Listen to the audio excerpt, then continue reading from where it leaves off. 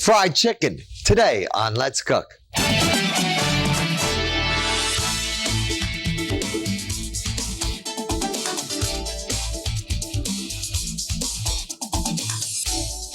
Hi, welcome to Let's Cook today, where I have a terrific summer menu for you today. You can actually do this in the summer, but you could do this in the winter, spring, fall. It doesn't matter because there is think of apple pie. Now, think of fried chicken. We have a love affair with fried chicken when it's done right. And today on Let's Cook, we are going to be doing it right. We are making fried chicken.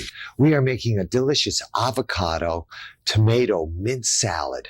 And then, this is a first for me. I've never done this on my show anyway. I've done it before. I'm making onion rings, but just to tweak it a little bit, we're going to be making the onion rings with a habanero tomato butter. So that's our menu today on Let's Cook. We're going to take a little break, and then when we come back, I'm going to show you how to make this fantastic avocado, tomato, and mint salad. Don't go anywhere. We'll be right back. Hi, welcome back to Let's Cookware. Now it's time to make the delicious avocado mint. And I'm using pear tomatoes, as a matter of fact. Let's go over the ingredients right now for the salad because they're so simple. We're using avocado, tomatoes, we're using mint, olive oil, lemon juice, vinegar, sugar, parsley, and of course, salt and pepper to taste. Very simple ingredients. Now, to make this salad, the first thing I'm going to actually do is I'm going to make a little dressing. So to make the dressing, I'm going to take my sugar, right in a bowl here. I'm going to dissolve the sugar here with a little rice wine vinegar and a little lemon juice. So that's going to be the base for my salad. Then I just have to incorporate the olive oil into that. So we'll just squeeze our lemon in there. We don't want any seeds. But what's nice about this, see, my seeds just went in there, then I can see them. Just going with my hand, remove those seeds. You really don't want the seeds in there. And by the way, for salad dressing, I always use fresh lemon juice. I don't like to use a bottle of lemon juice at all. Fresh lemon is like a fresh herb. It just kind of brings everything to life. So we have that in there. We'll just take a little bit of olive oil in here. Now, I put this sweet, or the little bit of sugar in there. This is just going to make the dressing work. So we'll just mix this up here. Now, I can actually add my parsley to this right now, too. Get our parsley in there. We'll season this with a little bit of pepper, a little bit of salt, a little bit more salt, a little bit. You always have to use a special tone when you're dealing with salt because it works. A little bit of salt. Got to have fun with the salt.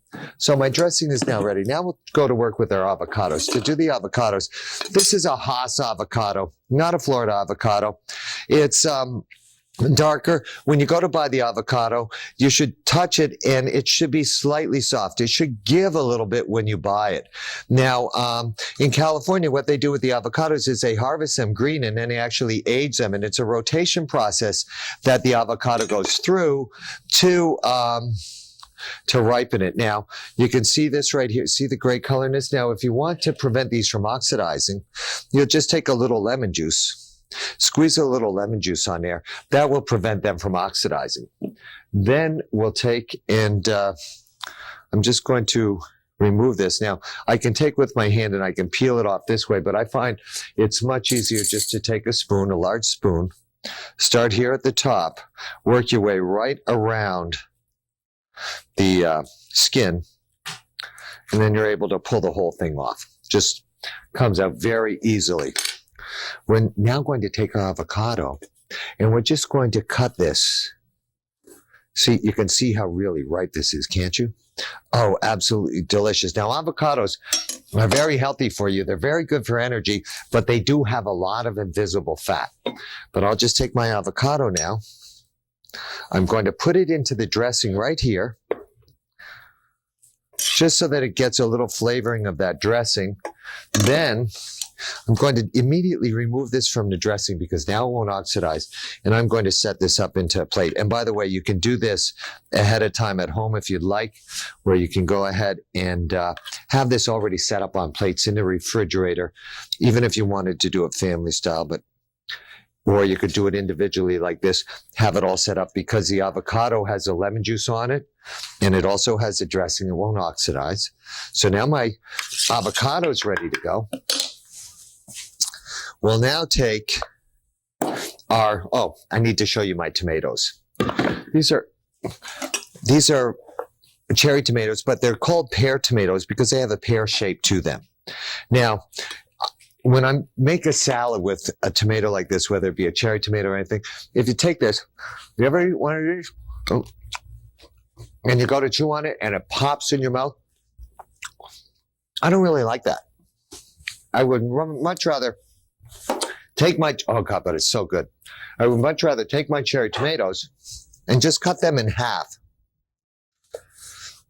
That way, it's normal. First of all, it might be too big for somebody to chew. Secondly, it's not going to pop in your mouth. So I have my cherry tomatoes here, all cut in half. These go right into the dressing now. Then we have our mint. Now for the mint, due to the fact that the mint is a fragile herb, we'll just take the mint right here, make a nice bundle of it, and cut it in thin strips or a chiffonade. And I really like to keep this somewhat big. Now I add my mint at the very end here, and you can just smell the oils coming out of the mint. Take this, we toss this around. It's alive, it's alive. Here we are.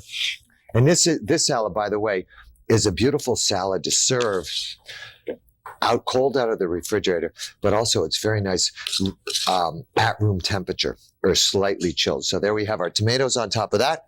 Very simple salad. And then just to finish it, we find a nice tiny little piece of mint right here.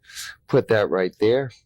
And of course, serve this with a nice piece of crusty French bread. A nice Sauvignon Blanc or a lemonade, if you want non-alcoholic, we go with this. So would a sparkling wine of any sort, a little on the sweet side. We're going to take a little break right now. And then when we come back, I have my own recipe, and I make a really good fried chicken, so don't go anywhere. We'll be right back.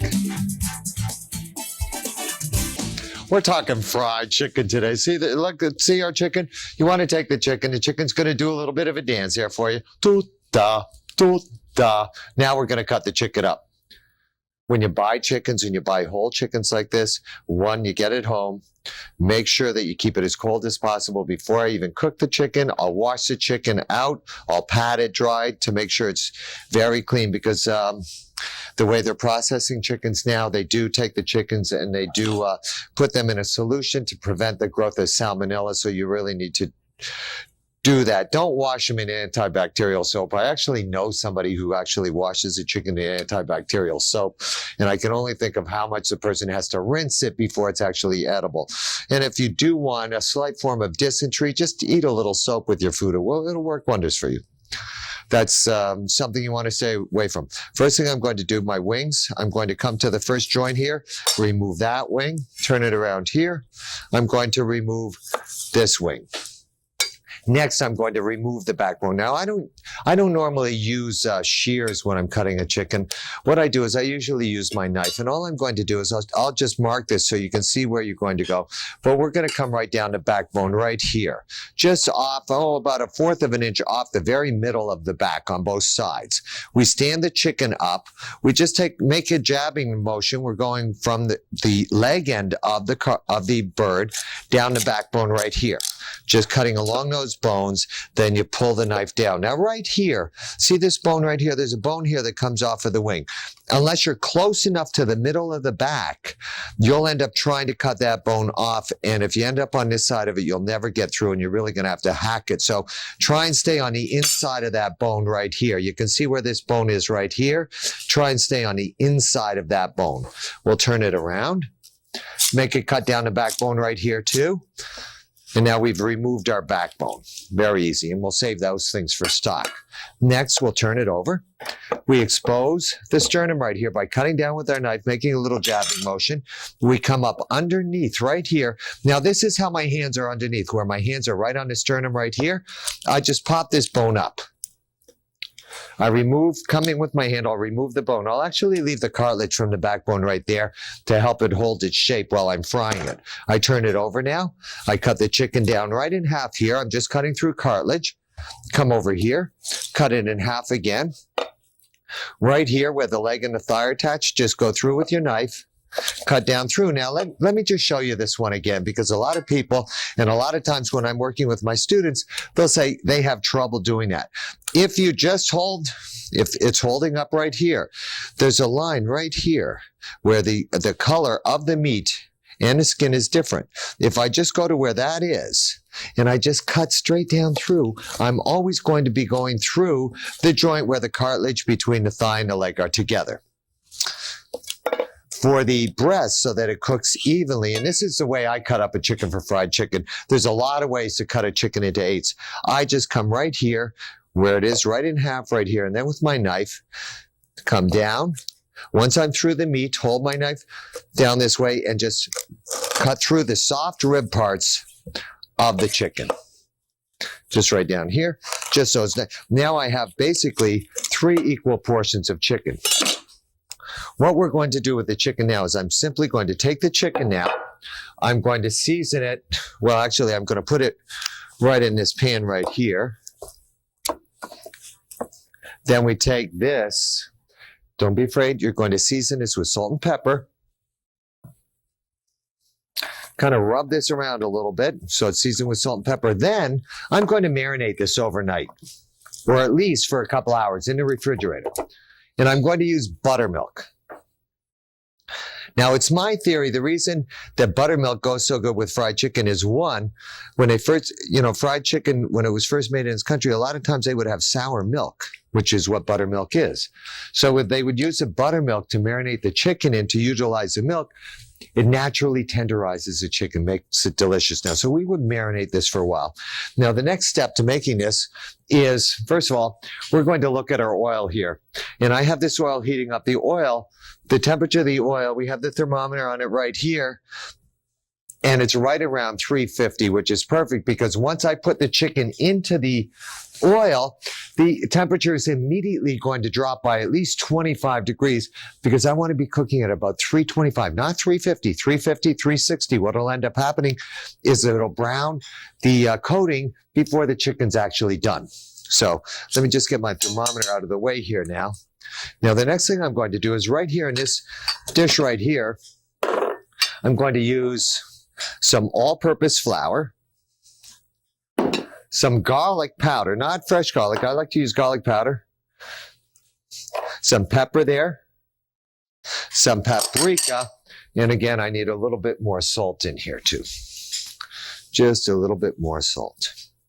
Just mix this together. Now, what we're going to do now is you're going to take the chicken, you're going to go, this has already been marinated. I'm going to drop the chicken into the flour here and coat it very well with the flour. Then I do what we call a double dip, or I'm going to double dredge it, where I take and I put the chicken back into the buttermilk again, back into the flour. Then when I drop it into the oil, make sure you shake off all that excess flour. When you put it in the oil, put it as far away from you as possible.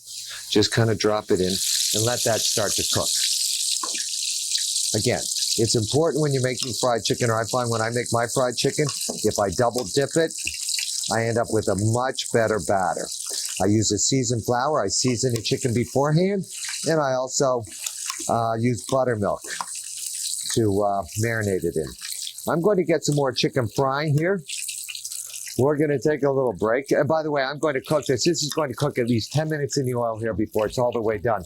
But we're going to take a little break. And then when we come back, we're talking onion rings with a habanero tomato butter to go with our great fried chicken. Don't go anywhere. We'll be right back. Hi, welcome back to Let's Cook, where we have our fried chicken. It's going, and by the end of this segment, this fried chicken should be ready to come out. Look how nice this looks. And you'll notice that it's not overly browning right now. We need it to really brown through.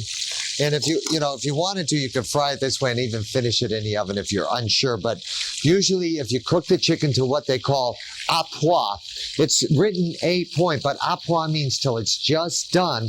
Then you take it out and you put it on a rack and you let the fat that it was in drain away from it. It'll carry over, cook all the way through, as long as it comes up to a minimum of 165 degrees internal temperature. Now, the next thing we're going to do is we're going to make our onion rings. Now, to make the onion rings, I have a beautiful white onion here. And what I'm going to do is I'm going to take this onion and I'm going to cut it into threes without cutting through the skin. We need nice big round pieces. Then we'll take the onion right here. I have some flour right here. And all I do with the onion is I just pop it out this way. And this is the easiest way to do it, by the way. Get the middle out first so you don't break the rings. And then you can get some nice rings in there. You don't want to rip these. And you want the onion to be nice and firm. Okay, so now I have some onions right there and some flour. Next, I need to make the batter. Now, to make the batter, I'm simply going to take my egg yolks, milk, sour cream. Yeah, I'm going to use a little bit of sour cream in here. A little bit of sour cream. Mix this together. Now, to this, with a little bit of salt and white pepper here, or I'll use black since I grabbed the black. I just don't see my salt here. Oh, here's my salt. A little bit of salt in there too. Just mix these together. Then we're going to add our flour to this. The batter is going to end up being just a little tight. Just a little tight. Just mix it so it comes together. You want to get rid of those lumps. Then to lighten this up, because we really don't have a leavening agent in this at all, what we're going to do is we're going to take some egg whites right here, have them in a copper bowl. We're going to whip our egg whites. Now, the egg whites, we're just going to whip until they form soft peaks. Make sure that the bowl you're whipping them in is really clean. Your whip is really clean. There we are. We have soft peaks here. We can tell soft peaks when I pick it up and I go like this, and then I drop it like that. See how it drops? Soft peaks. Perfect. So now we're going to just make sure I get rid of all my lumps here. Come over here. I'll add my egg whites to this now. Then we fold this together. This is how we're incorporating air into the batter. Perfect. Now, I'm going to bring this over here now with my onion rings, because we need to dredge them in flour before we drop them. Whoops, my oil's getting very hot here. Before we drop them into the batter. This will really help the batter stick to them. So going this way. Going this way. Now, while I was talking there, my oil actually, it's starting to smoke here. It got way too hot. If that happens at home to you, take and add some more oil to it. By adding the oil to it, what's that going to do is it's actually going to cool it down to a point where it won't brown too quickly. Now my oil, I'll check with my skewer right here. As long as I get bubbles on the skewer, it's hot enough. See how I'm getting nice little bubbles off my skewer there? Good, and it's no longer smoking. I have my onion rings right here in the batter. Now, this is another thing. Use the skewer this way. Look, you can pick up the onion ring this way. Batter sticks nicely to it. Bring it over to the oil and just drop it in. This way, it's totally coated with the batter. And look at the batter. See what the batter does? See how it puffs up there as it's cooking? That's because of the air from the egg whites. Beautiful. So I got some nice onion rings going there. The only other thing I need to do, I only have about a minute and a half left, is I have to make the compound butter to go with this. To make my butter for this dish, I'm going to take a little bit of butter here. This is a habanero butter. I have my butter. I have my tomatoes. And I have some habaneros, which I'm going to put in here. Now, the habaneros, let me just show you this habanero right over here. Very hot chili. Seeds are the hottest part. When you dice this up, wear rubber gloves Don't touch your hands. Don't touch any membrane in your body, because what'll end up happening is it'll burn you. But all we do is we take and we melt the butter with the tomatoes, and then we put it on top of these delicious onion rings that I have going right here. Well, I think we're just about out of time right now. I'm going to start to remove my fried chicken, and I'm going to show you exactly what we made today on Let's Cook. We made a delicious, well, let me see what we're going to show. We made a delicious avocado salad here. In addition to the avocado, tomato, and mint salad, we did a wonderful fried chicken. And then, of course, the onion rings with a habanero and tomato butter. Thanks for watching Let's Cook today. You have a great day. We'll see you next time. Bye-bye for now.